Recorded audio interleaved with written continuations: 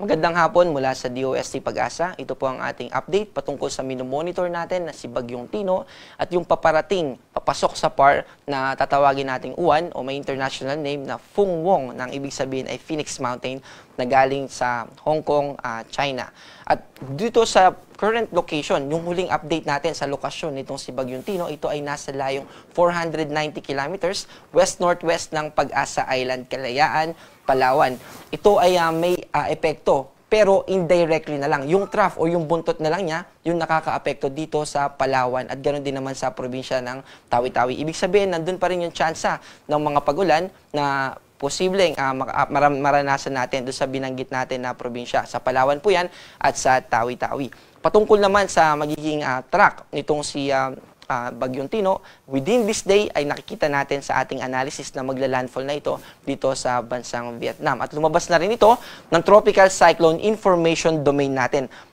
Gusto rin po natin ipaalam sa ating mga kababayan na after po ng Philippine Area of Responsibility, ay meron pa tayong mas extended version yan na tinatawag natin Tropical Cyclone Advisory Domain. At doon po nakapaloob yung bagyo na minomonitor natin na isa pa. At meron pa tayong Tropical Cyclone Information Domain na mas malaki pa at umaabot hanggang sa Pacific Ocean. At lumabas na nga po din ng ating Tropical Cyclone Information Domain itong si Bagyong Tino. Kapag nasa loob ng information domain natin yung isang bagyo, ay binibigyan po natin ito ng binibigay natin impormasyon tungkol dito sa mga bagyo na nasa loob nun dito sa Pag-asa.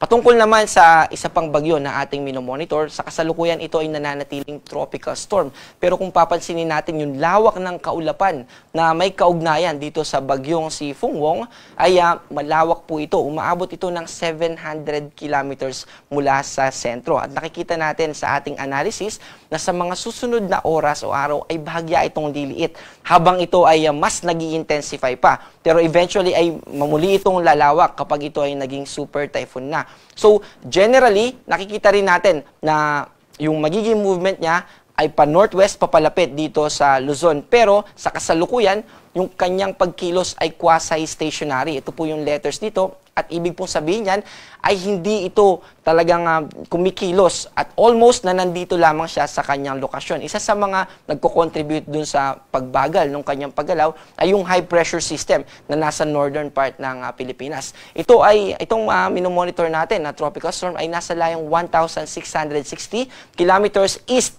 ng northeastern Mindanao. At dito sa ating forecast track, patungkol dito kay sa magiging bagyong si Uwan, bago ito pumasok ng Philippine Area of Responsibility, ay mag-i-intensify pa ito into typhoon category. At pagpasok niya ng PAR by Friday night o kaya naman ay Sabado ng umaga, ito ay mas lalakas pa at aabot ito ng super typhoon. By the way, itong issuance natin ng advisory ay kaninang 11 a.m. Yung advisory kasi natin ay nire-release natin every 12 hours. At pagpasok niya ng Philippine Area of Responsibility ay bulletin naman yung ating i-release ng frequency ay every 6 hours. At kapag landfalling yung bagyo, tinataasan natin yung frequency natin at ginagawa natin every 3 hours. At ganun din naman yung ating mga live weather updates. Nagiging 3-hour ito, lalo na kung ito ay tatama sa ating kalupaan. Balik po tayo sa track. Yung track po nitong magiging si Bagyong Uwan ay mananatiling pa northwest at babaybayin niya yung probinsya ng Isabela or Aurora. At mananatili siya dahil sa interaction sa kalupaan, mananatili ito na typhoon category habang binabaybay niya itong northern Luzon. So maaapektuhan po yung Cordillera Administrative Region, nandito po yan sa gitna, ganun din yung Cagayan Valley Region, ganun din yung Ilocos Region, Central Luzon, at dito sa Metro Manila at Southern Luzon, dito sa Metro Manila, posible na magtaas tayo ng signal number 1. Again, hindi po ito yung eksakto. Ito lang po yung pinakamataas na probability o tsansa na ito yung tatahakin ng bagyo. Pero posible pa po yan na bahagyang bumaba at bahagyang tumaas. Ito po yung ating tinatawag na cone of probability o tinatawag din natin recently na cone of confidence. Ang pinakamataas na track na posibleng baybayin nitong magiging si Bagyong Uwan ay dito sa extreme northern Luzon. At ang pinakamababa naman ay pwede itong maglandfall dito sa eastern Visayas o sa northern Samar at babaybayin niya yung mga lugar dito sa Bicol region. At kapag ganun po yung nangyari, ay mas malaki yung magiging epekto nito sa ating mga kababayan. Kaya pinag-iingat po natin yung ating mga kababayan ngayon pa lamang dahil sa mga susunod na araw ay magtataas na tayo. Pinakamaagang signal number 1 na i-issue natin ay by Friday night. And by Saturday, nakikita natin na yun yung araw na magtataas na din tayo ng gale warning o babala patungkol sa matataas na alon. Maglalabas din po tayo ng warning patungkol sa posibleng storm surge dahil ito po ay super typhoon. Kaya umantabay po tayo sa mga i-release pa na issuance ng Pag-asa. Patungkol naman sa magiging lagay ng ating panahon bukas, dito po sa northernmost part ng ating bansa, yung Batanes, ganun din naman dito sa probinsya ng Cagayan, yung northeast monsoon ang makakaapekto sa atin. Ibig sabihin, malamig na hangin pero meron ding kaulapan. Kaya posible yung mga light rains dito sa binanggit natin na lugar.